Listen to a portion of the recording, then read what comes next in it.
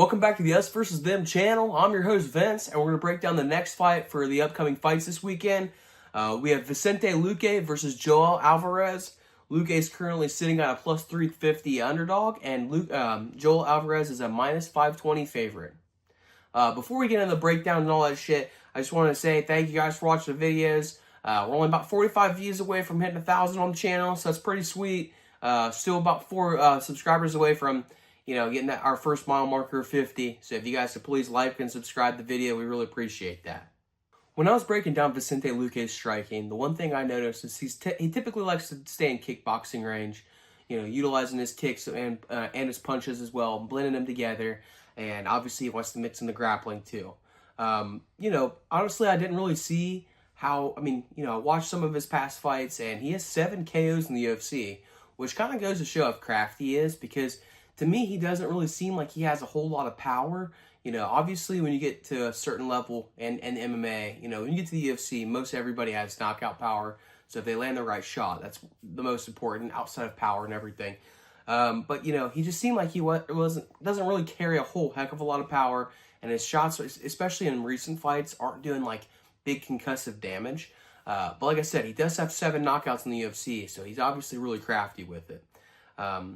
Another thing I noticed too is he's a little bit measured in his approach.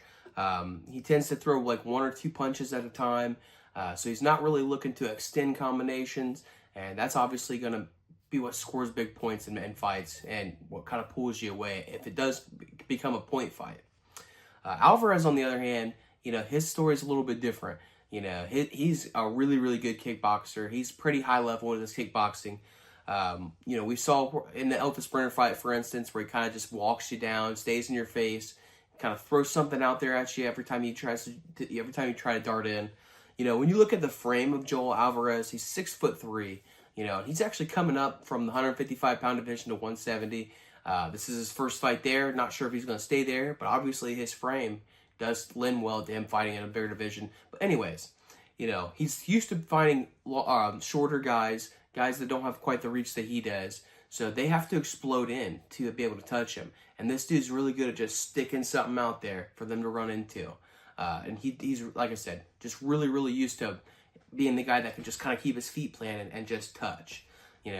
Another thing I noticed with him is this dude must have big power in his hands. Because if you go back and watch the Jakar Close fight, the finishing sequence started with a jab, and it looked like he wasn't putting everything he had on it. In fact, it didn't even look like he was putting 50% on the punch. He just threw it out there. He touched him, came with a cross, or I guess it was a right cross, but hit him with that, and then that's where it started the finishing sequence that led to the weird knockout / submission that he had. Go back and watch that fight, and you'll see what I'm talking about when I'm talking about Joel Alvarez must have real power in his hands. When I was breaking down Luque's grappling, obviously Luque's been a contender, or maybe not a contender, but he's been a UFC veteran for a long time. When I'm breaking down fights, I don't typically go back too awful far, usually no more than 5 years, just because people evolve. The game evolves, people evolve, but when you think of Luque's grappling, you have to go back further in time than what I was willing to do research for. He has shown in the Thimba Garimbo fight, for instance, that he still has really good grappling. And I'm not trying to take anything away from him at all. This dude is a killer grappler. He's a killer with the front chokes. What does he have? He has 4 Darce chokes and 2 Anaconda chokes just in the UFC. So when he gets in that front headlock series, or whatever it's called in jiu-jitsu, in wrestling we call it front headlock. But when he gets to that front headlock, he's really, really good at sinking a submission and getting the finish there. But, one thing I did notice when I was breaking down, for instance, the Kevin Holland fight, he can be a little discouraged if he doesn't have success with the grappling early on. Holland stuffed a takedown, in the first half of the first round, and we didn't see Luque didn't go back to try a takedown anymore after that happened. And if you're going to be a grappler or a wrestler, jiu-jitsu fighter, whatever it is, you can't be discouraged by one takedown. One failed attempt is nothing. You have to continue to persevere through that. But that's more of a wrestling mentality. Maybe I don't know if that's something that jiu-jitsu fighters think as well. But if you want to implement your grappling, you got to get to the ground somehow. When it comes to Alvarez's grappling, I mean, this guy is a fucking killer when you look at his record. You know, when Bruce Buffer's up there saying, you know, doing his introductions and saying, wrestler fighting out of blah, blah, blah. You know, this dude lists himself as a striker, but his record for submissions in MMA is 17-0. He has 17 submissions and has never been submitted in professional MMA. You know, and he lists himself as a striker. So, I mean, well-rounded is probably the best way you can describe Joel Alvarez. You know, he really, really is high level. He's got, like I said, the long frame that he utilizes to get around throats, you know, every chance he gets. You know, when you have that long frame and you know how to use it, you can be a fucking nightmare on the ground. You know, with that being said, though, we have seen in the past where, he was out-wrestled, out-grappled, and that's how he lost. You know, go back to the Arman Sarukian fight, for instance. Sarukian out-wrestled him, and that's what eventually he found the finish.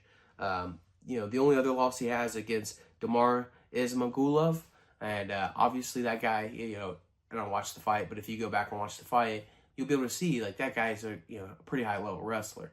You know, so high-level wrestling is definitely the ticket to beating Joel Alvarez. There wasn't a whole lot of high-level wrestlers that I think would have gave him problems at lightweight, but, you know, when he's up at welterweight now, there's going to be some guys that probably can, you know, make it a little bit difficult for him.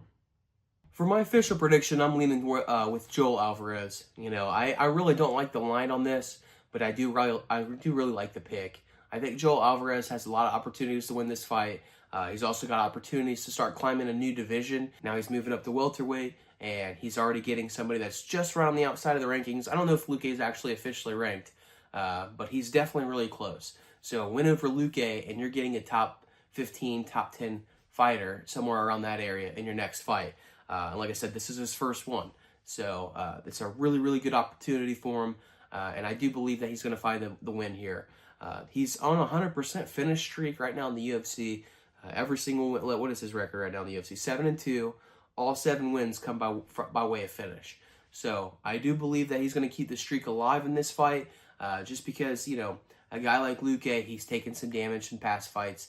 You know, Luque is really durable, so I am leaning towards more of a submission on this one. I think he's going to be able to find a submission. Like, for instance, if Kevin Holland can get a submission on him, I do believe that Joel Alvarez will be able to find one as well. So for my official prediction, I'm going to go with Joel Alvarez by submission. That's all I got for you guys in this video. I really appreciate you guys watching. If you agree, disagree with any of the assessments that I made in this fight, drop a comment below. Let me know. Be like, dude, you're a genius. I didn't think about that. Or, dude, you're a fucking dumbass. That is a terrible pick. You know, whatever it is. So I appreciate you guys watching. Stop by for our next video. We're going to be breaking down Janata Dinez versus Mario Pinto. I know the card kind of takes a step off at this point as far as entertainment value, but that doesn't mean that there's no value in the money. You know, in fact, the lower half of the card is where I see us making our profit this weekend. So stay tuned for those videos, and I appreciate you guys. I'm done rambling. I'm the fuck out of here.